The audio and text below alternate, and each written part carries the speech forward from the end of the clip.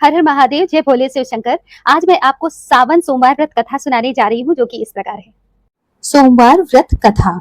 एक साहूकार के घर में अन्न धन आदि किसी प्रकार की कोई कमी नहीं थी, परंतु उसके कोई पुत्र न था। वह इसी चिंता में रात दिन रहता था और पुत्र की कामना के लिए प्रति सोमवार को चंद्रदेव के निमित्त व्रत और पूजन किया करता था तथा सायंकाल को शिव मंदिर में जाकर शिव जी पर दीपक जलाता था। उसके भक्ति भाव को देखकर एक समय पार्वती जी ने शिव जी से कहा, हे महाराज, यह साहूकार आपका अनंत भक्त है और सदैव आपका व्रत और पूजन बड़ी श्रद्धा के साथ करता है। इसकी मनोकामना पूर्ण करनी चाहिए। तब शिव जी ने कहा, हे पार्वती, यह संसार कर्म क्षेत्र है। जिसका जैसा भाग्य होता है वैसा ही उसे प्राप्त होता है। तब पार्वती जी के अत्यंत आग्रह करने पर उन्होंने कहा, हे महाराज, यह तो आपका परम भक्त है, इसका कष्ट आपको अवश्य दूर करना चाहिए। आप तो दयालु हैं, अपने भक्तों के दुखों को दूर करने वाले हैं, अतः आप ऐसा नहीं करेंगे तो भक्तों के कष्ट कौन दूर करेगा। पार्वती जी का ऐसा आग्रह देखकर शिव जी महाराज कहने लगे, हे पार्वती, इसके कोई पुत्र नहीं है, इसकी चिंता से यह दुखी रहता है। इसके भाग्य में पुत्र न होने पर भी मैं इसको पुत्र की प्राप्ति का वर देता हूँ, परंतु यह पुत्र केवल 12 वर्ष तक जीवित रहेगा। इसके पश्चात यह मृत्यु को प्राप्त हो जाएगा। यह सब बातें वह साहूकार सुन रहा था। इससे उनको न कुछ प्रसन्नता हुई और न ही कुछ कष्ट हुआ। वह पहले जैसा ही शिव जी का महाराज का व्रत और पूजन करने लगा। कुछ काल व्यतीत होने जाने पर साहूकार की स्त्री गर्भवती हुई और 10वें महीने उसके गर्भ से अति सुंदर पुत्र पैदा हुआ। साधुकार के घर में बहुत खुशी मनाई गई, परंतु साहूकार ने उसकी केवल 12 वर्ष की आयु जानकर कोई अधिक प्रसन्नता प्रकट नहीं की और न ही किसी और को यह भेद बतलाया। तब जब पुत्र 11 वर्ष का हो गया, तब बालक की माता ने उसके पिता से उसके विवाह के लिए कहा, परंतु साहूकार कहने लगा, मैं अभी इसका विवाह नहीं करूंगा और काशी पढ़ने के लिए भेजूंगा। फिर साहूकार ने अपने साले को बुलवाकर और उसको बहुत सा धन देकर कहा, तुम इस बालक को काशी जी पढ़ने के लिए ले जाओ। रास्ते में जिस स्थान पर भी जाओ, यज्ञ करते और ब्राह्मणों को भोजन कराते जाना। वह दोनों मामा भांजा जगह जगह यज्ञ कराते और ब्राह्मणों को भोजन कराते काशी जा रहे थे। रास्ते में उनको एक शहर पड़ा।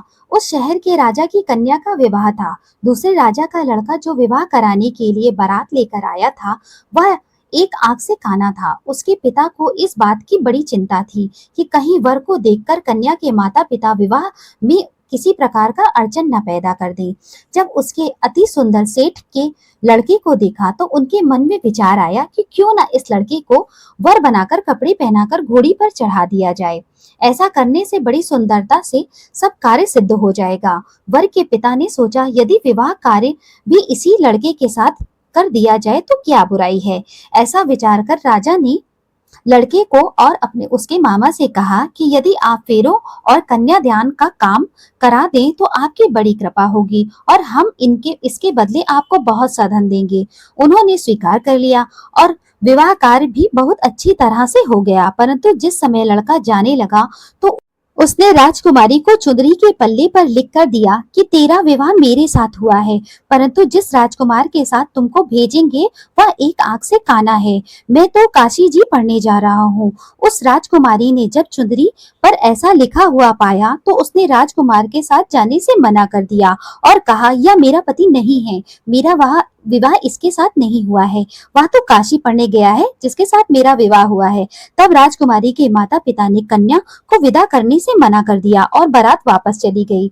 उधर वह सेठ का लड़का और उसका मामा काशी जी पहुंच गए, जहां जाकर उन्होंने यज्ञ करना और लड़के की पढ़ाई लिखाई शुरू कर दी। जब लड़के की आयु 12 वर्ष की हो गई, तब उस दिन भी उन्होंने यज्ञ का आयोजन कर रखा था। लड़के ने मामा से कहा, मामा जी, आज मेरी तबीयत बहुत ठीक नहीं लग रही है।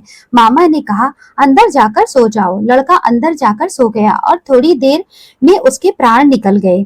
जब उसके मामा ने आकर देखा तो वह मुर्दा पड़ा था, तो उनको बहुत दुख हुआ। उसने सोचा, यदि मैं अभी रोना पीटना मचा दूंगा तो यज्ञ का कार्य अधूरा रह जाएगा। अतः उसने जल्दी से यज्ञ का कार्य समाप्त कर ब्राह्मणों के जाने के बाद रोना पीटना आरंभ कर दिया। संयोगवश उसी समय शिव पार्वती जी भी उधर से निकल रहे थे। तब उन्होंने जोर जोर से रोने पीटने की आवाज सुनी। तब पार्वती जी कहने लगी, महाराज, कोई दुखिया रो रहा है, उसके कष्ट दूर करो। तब शिव जी बोले, कि इसकी आयु इतनी ही थी, सो भोग चुका। पार्वती जी ने कहा, हे महाराज, कृपा करके इस बालक को आयु प्रदान कर दें, तो इसके माता पिता भी तड़प तड़प कर इसी प्रकार इसके वियोग में मर जाएंगे। पार्वती जी के इस प्रकार के वचन सुनकर, इस प्रकार का आग्रह सुनकर शिव जी ने उसको वरदान दिया और शिव जी महाराज की कृपा से लड़का जीवित हो गया। पढ़ाई पूरी हो जाने पर लड़का और उसका मामा उसी प्रकार यज्ञ करते हुए अपने घर की ओर चल पड़े। रास्ते में उसी शहर से आए जहां विवाह हुआ था।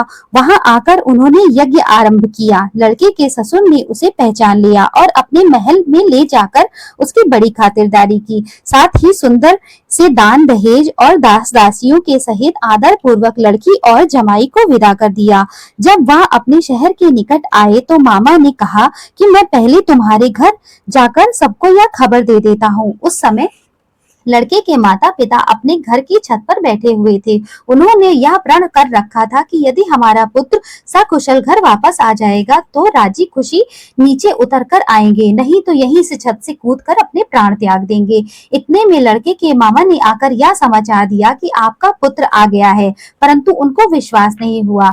जब उसके मामा ने शपथ पूर्वक या कहा, बात पर जोर डाल के कहा कि आपका पुत्र और स्त्री के साथ अपना बहुत सा धन लेकर आया है, अपनी विवाहिता के साथ वह लौट आया है, तो सेठ ने आनंद का ठिकाना ना रहा। उन्होंने उनका स्वागत किया और बड़ी प्रसन्नता के साथ वे रहने लगे। अतः जो कोई भी व्यक्ति सोमवार का व्रत रख कर इस कथा को पढ़ता और सुनता है और उसके बाद दूसरों को सुनाता है, उसके सब दुख दूर हो जाते हैं, समस्त मनोकामना ये पूर्ण होती हैं। बोलो शिव शंकर की जय हो। हर हर महादेव, जय भोले शिव शंकर। पसंद आए तो हमारे चैनल को लाइक और सब्सक्राइब करें।